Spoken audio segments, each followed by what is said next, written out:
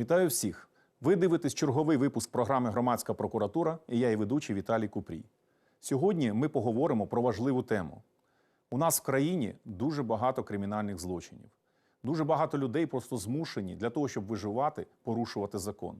Так, їх затримують правоохоронці. Так, суди засуджують їх і вони отримують тюремні ув'язнення. Людина оступилася, різні причини. Але замість того, щоб займатися тим, щоб переконати, перевиховати цю людину, щоб змусити її поважати закон, що твориться в наших тюрмах? Людей катують, з людей знущаються, потурають їхні права. І ми, правозахисники, ми не можемо стояти осторонь. Тому сьогодні ми поговоримо про цю тему – тортури в українських тюрмах. Сьогодні в українських в'язницях і СІЗО перебуває 55 тисяч осіб. Це без засуджених, які відбувають кару на тимчасово непідконтрольній Україні території. Найчастіше в'язні скаржаться на насильство з боку персоналу та інших засуджених, неналежні умови тримання, ненадання медичної допомоги, нестерпні умови праці. Здебільшого катування маскуються за іншими статтями – зловживанням владою та службовим становищем, перевищенням влади та службовим недбальством. За інформацією Генеральної прокуратури України, за останні майже 5 років за цими статтями звинувачували 13 працівників. За період від 2014 до 2018 Європейський суд з прав людини ухвалив рішення у 73 справах щодо заборони катувань в Україні. Загальна сума, яку сплатила Україна за тортури – понад 800 тисяч євро. Про це йдеться у доповіді України Комітету ООН проти катувань. Отже, переходимо до справи. Сьогодні разом з моїми помічниками, фаховими юристами Сергій Кобрін, Світлана Якулева, ми запросили в студію декількох людей, відомих правозахисників, які безпосередньо відвідують місця відбування покарань і знають, що зараз там твориться. Один із них – це Віктор Колбанцев, адвокат, він свідок подій, які ми хотіли би до вас донести. Вітаю вас, пане Вікторе. Добрий вечір. Скажіть, будь ласка, коротко про себе, про свою діяльність. Я Колбанцев Віктор Володимирович, адвокат, голова громадської організації «Майдан. Громадський контроль», яка була створена на Майдані на базі 3-ї сотні самооборони. І після, як кажуть, Революції Гідності мені довелося, як адвокату, який знає, що є порушення певні в пенітенціарній системі, прийшлося займатися саме тим, що я відвідував, проводжу разом з своїми побратимами моніторинг різних тюремних закладів. І цим фактично фахово я займаюся понад 5 років. Скажіть, будь ласка, от пан Сергій хотів. Пане Вікторе, розкажіть нам, будь ласка, коли та з яких обставин вам вперше стало відомо про порушення прав людини в пенітенціарній системі України? Ну, ви знаєте, зразу після Майдану, коли я почав разом з побратимами відвідувати заклади пенітенціарної системи, то я побачив, що є певні порушення закону. Але ті порушення закону, які, наприклад, наша група правозахисників виявила останні півроку, це просто жах. Це просто такий жах, що мені, ви знаєте, коли я про це споминаю, коли я дивлюся на ті ролики, які ми знімали і видали, і виставляли яких в інтернеті, то, ви знаєте, просто мені стає моторошно, настільки моторошно, що просто страшне. Ми знали, що є порушення закону, але от ми спочатку так дуже активно почали займатися питанням щодо замкової виправної колонії. Це український ГУЛАГ. Ну, про цю тему, я думаю, можна трохи пізніше поговорити. В цілому там жахлива ситуація була в тому, що просто знущалися над в'язнями. А давайте якось будемо переходити до конкретики. Більш детальніше, так. Пане Світлано. Да, у мене питання то більш детальне. Пане Вікторе, розкажіть нам більш детально про ці злочини, про злочини працівників цієї колонії. Що саме Давайте, там яка відбувалося? колонія, хто саме, хто потерпіли, там, яка ситуація? Ну, Чітко. якщо більш детально, я хотів би зупинитися, це Бердянська виправна колонія номер 77. Десь на початку лютого цього року до громадської організації «Майдан. Громадський контроль», а також Альянс Української єдності звернулося дуже багато батьків, діти яких зараз відбувають покарання в Бердянській виправній колонії номер 77. А ви кажете, вибачайте, ви кажете батьків, діти, це як малолітні чи хто це? Ні, ну це колонія для першоходів. І саме страшне, знаєте, що там в основному молодь. Якщо можна, поясніть, будь ласка, людям, може, хтось не розуміє. Я зрозумів.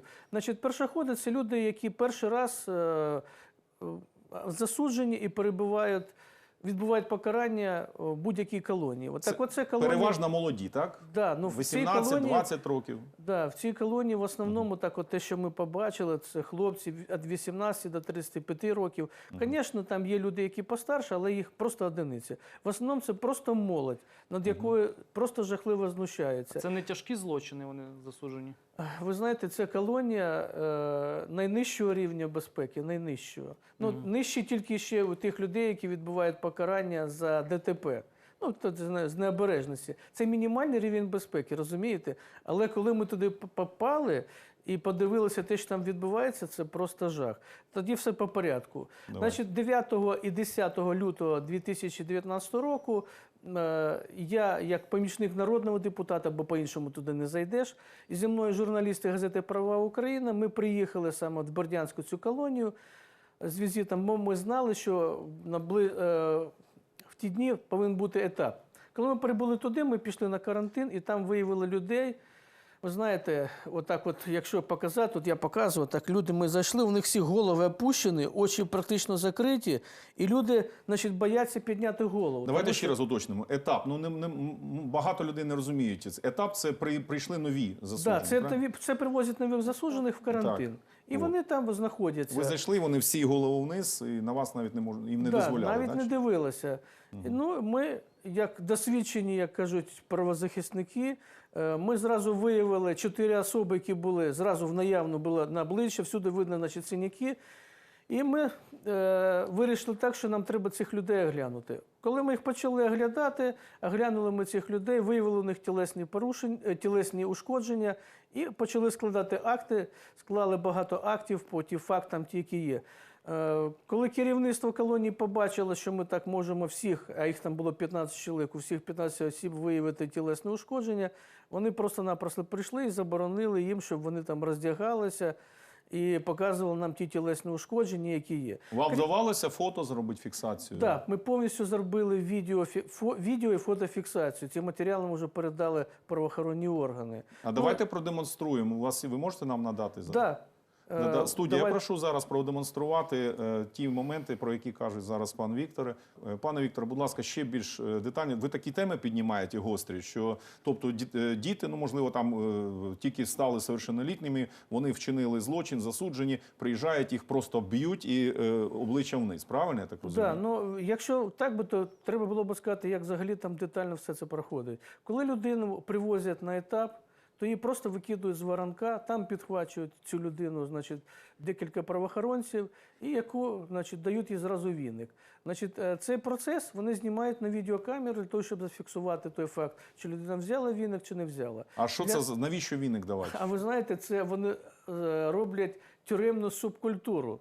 Для того, що якщо людина взяла віник і починає мести, то вона, тобто, підкорилася адміністрації, і ця людина та, яка буде, типу, виконувати. Якщо людина не взяла віник, то її починають дуже жорстоко бити, поки людина не візьме віник і не підкориться, якби, адміністрації. Вони це знімають для того, щоб потім показувати десь, якщо там, щоб взяти людину на гачок, якщо вона там буде якийсь ось там в кримінальних колах чимось займатися, то показати, якби, компромат, що ця людина, вона не є там якийсь кримінальний авторитет чи якась така людина. Ага, опустити потім людину, да, щоб я до цього ще дійду, ви знаєте. Середовище в тому. Після цього, значить, людей зразу ведуть там на рентген, їх роздягають догола і роблять рентген. Ну, ви знаєте, це категорично заборонено з точки зору закону, не можна просвічувати органи нижче живота, і от вони там шукають якісь, може, заборонені предмети. Після цього людей ведуть в холодний душ. Якщо це взяти, от коли ми приїжджали, це була зима, ви представте, мороз мінус 20 десь, там відкриті окна ці бані, їх дуже-дуже холодною водою там типу обмивають. Це тортури. Це такі тортури, це зразу ламають людську долю. Після цього людям дають одежу, яка повністю, ви знаєте, така, от те, що ми побачили, засмальцована, вонюча, ну, така одежа, на якій воші є там і так далі. Тобто вони свідомо беруть зразу людей, щоб вони, я кажу, заражалися коростою. Це просто жах. Коростою – це хвороба? Так, це чесотка. Ну, в народі чесотка – це короста. І воші. Розумієте? Після цього людей приводять на карантин, значить, ці працівники адміністрації передають їх в руки, так сказати, каральних органів, це я так називаю, значить, їх в народі називають там козли. Це ті ж самі засуджені, але вже, як кажуть, які співпрацюють з адміністрацією, які починають Це жах. дуже жорстоко бити і катувати цих хлопців. Причина одна, і саме головна. Перша – це зламати, знищити повністю як особистість. Друга причина – це вимагання грошей. Коли ми це розібралися, ви знаєте, у людей там, от просто-напросто, у батьків, у засуджених, хтось заплатив гроші, там, наприклад, від 3 тисяч до 300 тисяч, а хто і більше. А як відбувається цей процес? От вони що, дзвонять потім, як батькам Відбувається кажуть, це дуже перераховують? просто. Вони от декілька днів їх катують, показують тим, що вони ніхто, знущаються над ними, а потім кажуть, якщо ти хочеш, щоб твої тортури зменшилися, чи взагалі їх не було, то треба за це платити. За все там треба платити. Ну і хто погоджується, значить, вони телефонують батькам. Їм дають телефон. Да, їм дають телефон, вони телефонують батькам і після цього скидають по смс-ки карточку якогось там банку, там будь-якого, і батьки вимушені, значить, туди скидати певні гроші. І це факти встановлені, вже хтось перекидав, є якісь документи. Так, ви знаєте, я вам хочу сказати про те, що ми ці факти всі встановили, батьки нам передали всі ці номери Чеки? телефонів, там чеки, карточки. Ну, ви знаєте, я був в шоці, я багато їздив в тюрми, якщо вважати, що адвокат 17 років займається адвокатською діяльністю, і я багато їздив по тюрмам, але коли я це побачив, я був просто, ви знаєте, в шаленому шоці, в такому, що я навіть не уявляв, що це таке взагалі в Україні можливо. Але ви знаєте, я давно переконався те, що в даному випадку у нас немає пенітенціарної системи, це просто група злодіїв, злочинців, які узурпували владу, і в даному випадку це тюремний бізнес, щоб ви розуміли. Це дуже шалені гроші. Я навіть не можу себе уявити. Ми коли порахували, подивилися, скільки це грошей втягнуто, і коли ми подивилися, скільки там той самий начальник колонії має, пан Чукін, має нерухомості, то ви знаєте, це дуже-дуже шалені гроші. А ви скажіть, будь ласка, от ви таке розповідаєте, ну, має бути якась реакція правоохоронних органів? Ви зверталися, я сподіваюся, з заявами, скаргами? Да. Ми подали безліч повідомлень про злочин. Ми добилися того, ну, я хочу сказати про те, що нам допомагав народний депутат Віталій Миколаївич Купрій, який, в даному випадку він також разом з нами подав ці повідомлення, відкрили кримінальне провадження, скерували його на розслідування в ДБР міста Мелітополя. І це розслідування вже йде декілька місяців. Ви знаєте, що боляче? Боляче те, що в основному в них є все те, що ми дали. Ми дали дуже багато матеріалу, щоб, ми очікували, що хоча б вони повинні були когось затримати, вручити підозри і так далі. До сьогоднішнього дня цей процес вже йде, сьогодні у нас, виходить, фактично 4 місяці. Але, значить, розслідування йде. Нам вдалося вивезти багато хлопців з цієї колонії, тих, які били, їх катували, щоб їх там не забили повністю. За те, що вони скаржились, правильно? Так. Ну там скаржитись неможливо, щоб ви всі розуміли, шановні громадяни. Скаржитись там неможливо. Якщо ти будеш скаржитись, тебе просто можуть забити до смерті. І Жахливо. таких випадків, фактів дуже багато. Ми будемо боротись однозначно. Пане Сергій, ви хотіли ще свої запитання. Пане Вікторе, скажіть, будь ласка, що потрібно зробити, щоб змінити дану таку жахливу ситуацію просто? Ну, ви знаєте, я надіюсь на те, що в нас в країні все ж таки змінилася влада. І це буде вже не злочинна влада, ми так надіємося. Ми надіємося на те, що треба зробити реформи, глобальні реформи. В більшості на сьогоднішній день у нас достатньо матеріалів, я кажу, у нас, це у тієї групи, яка займається саме цією діяльністю. На сьогоднішній день можна заарештувати всю ту банду. Їх всіх треба заарештувати, всіх, починаючи з міністра юстиції Петренка, який знає про всі ці випадки, також заступника міністра Чернишов, який конкретно ці справи веде. Ну, а головний тут в цій справі – це пан Крикушенко. Їх всіх треба заарештувати. Хто це, яка негайно. посада у нього? Це начальник АДКВС. Це людина, яка є генератором цих ідей, всіх тих Знущань, тортур. Тортур. Це, я всієї. так вважаю, що він головний вчитель оцих тих людей, які там є. Ну і в першу чергу, звісно, зараз більш ніж достатньо матеріалу. Треба негайно заарештовувати пана Чукіна і все його там оточення, те, які є. І все це після арешту треба оприлюднити, скільки вони вкрали грошей, скільки вони обікрали, бо хотілося б сказати вкратце про те, що вони там використовують рабський труд. Оці хлопці, для чого якщо їх катують? Для того, щоб вони безпрекословно виконували всі вимоги і безкоштовно працювали в Бердянській управній колонії. Це просто жах. Коли людям, якщо він там не виконує будь-яку норму, їх заставляють, наприклад, що вони так ставлять руки, приходить, значить, оцей козел, який і б'є їх по пальцям. Коли я одного з засуджених бачив, у нього прям вмятини тут в тілі. Це я не знаю, це концтабір якийсь нацистський. Це гірше, ніж концтабір. І про це знає сьогодні суспільство.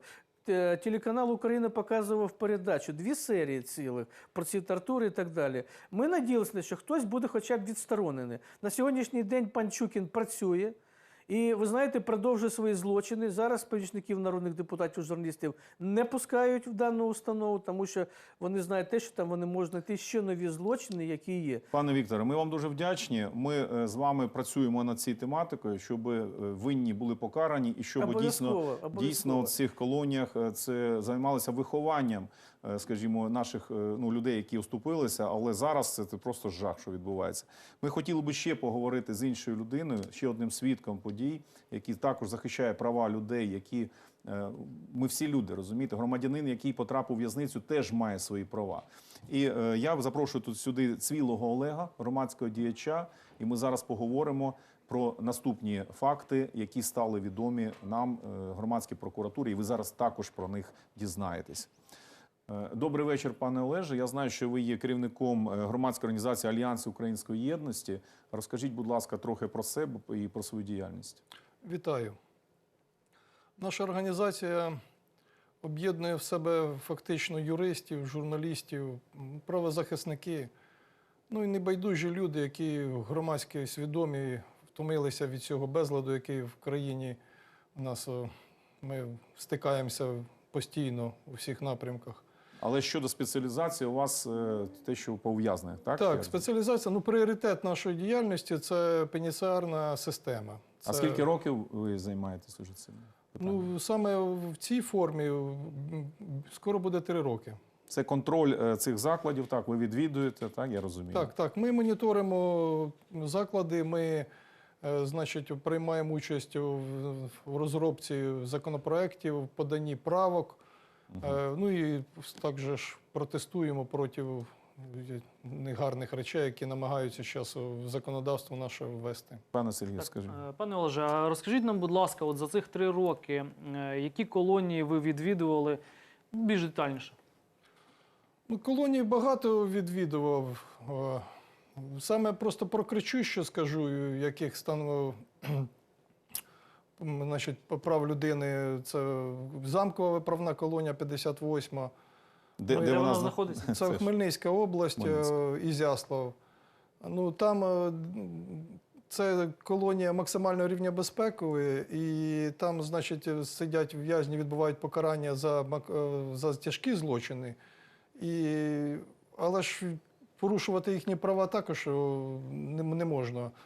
Саме погано те, що громадська свідомість, вона не співчуває цим людям, і вона якби тяжко їх переконати, що права людини повинні бути незалежно від особи. Ми кажемо про основоположні конституційні права, на життя, на те, щоб ніхто людську гідність не принижував, правильно? Так. Ну, саме за це йде мова. Тортури, зґвалтування, я навіть чув, що бувають і зґвалтування в колонії.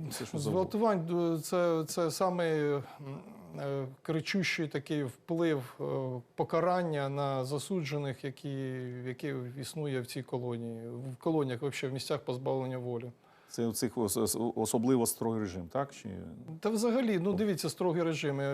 Якщо ми беремо Бердянську виправну колонію 77-му, ми там взагалі зараз працюємо дуже, скажімо так, самовіддано саме з цією колонією. То ця колонія мінімального рівня безпеки, вона там засуджені, які вчинили злочин перший раз, і не тяжкий злочин. Тобто такий проступок, який взагалі можна... А пані Світлана хотіла за рахунок цього запитати. Так. Пане Олеже, скажіть, будь ласка, чи відомі вам конкретні факти катувань і вимагань грошових коштів? Зокрема, це Бердянська колонія нас цікавить і інші, які ви відвідували. Ну, Бердянська колонія дуже багато фактів. Вони в нас всі задокументовані і передані в ДБР, насправді. Розкажіть нам більш детально, більш такі конкретні факти. Ну, конкретні факти. Коли до нас звернулися батьки засуджених, то ми їх навчили, по-перше, телефонні дзвінки фіксувати. В нас є звукозаписи цих розмов. Значить, в нас є картки, куди... Це щодо вимагання грошей, так? Так, щодо вимагання грошей. Картки, куди вимагали, значить, скидувати гроші.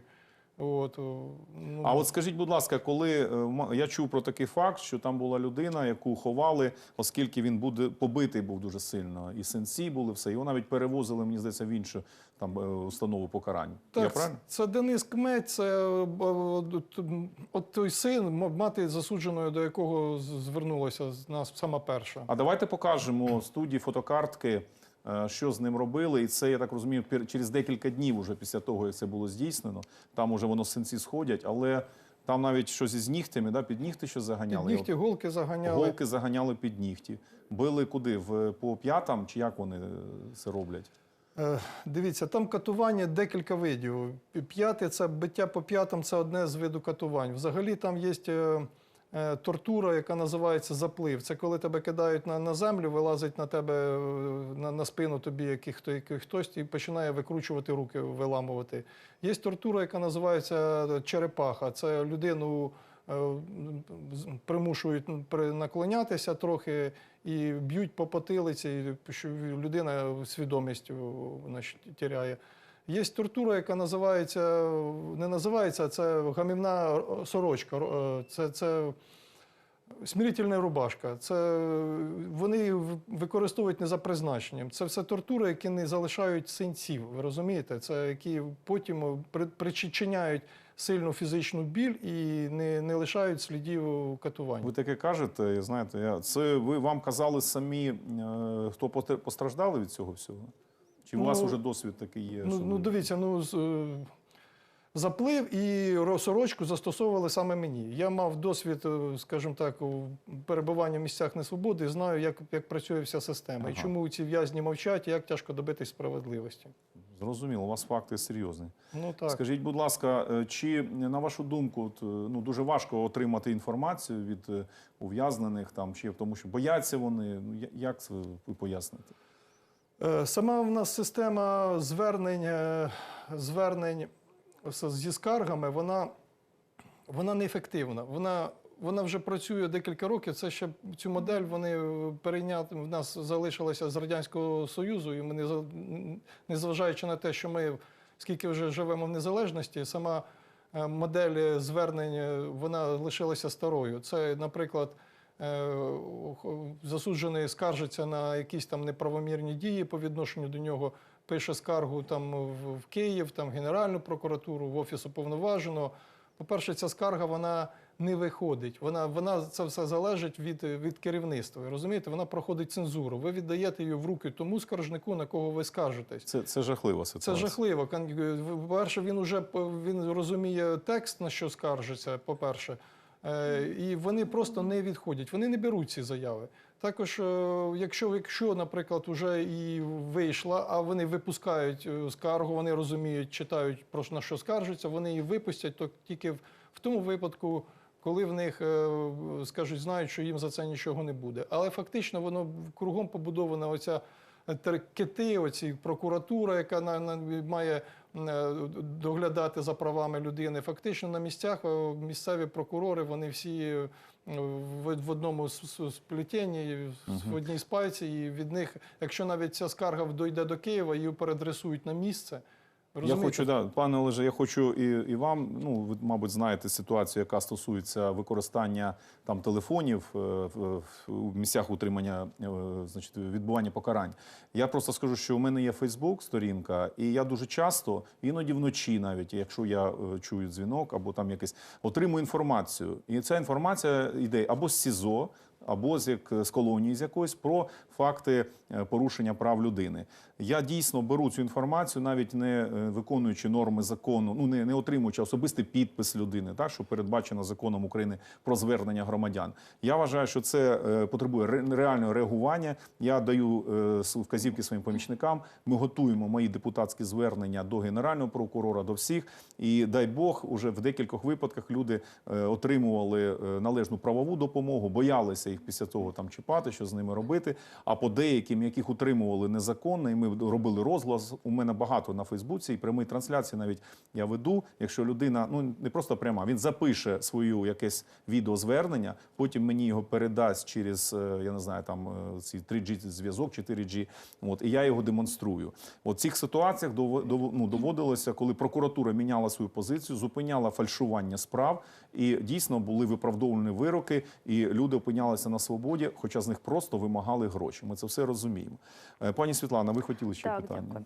Пане Олеже, скажіть, будь ласка, вам відомо, яким чином працівники колонії приховують свої злочини? Ну, дивіться, приховують злочини зовсім не тяжко, коли тебе страхує прокуратура і в тебе, скажімо так, в полоні, ці всі в'язні, вони в полоні. Яка перевірка? Я вже казав, що саме звернення, воно не виходить. Якщо вийде, то воно буде неефективно. Наприклад, якщо приїжджають, там якась перевірка в місця несвободи і в'язень поскаржився, то всі знають цю практику. Перевірка уїхала, в'язню там зроблять ще гірше, ніж на те, що він скаржиться. Окрім цього, люди, ну, невелика кількість людей, які такі, значить, зможуть терпіти боль, які принципові, йти до кінця.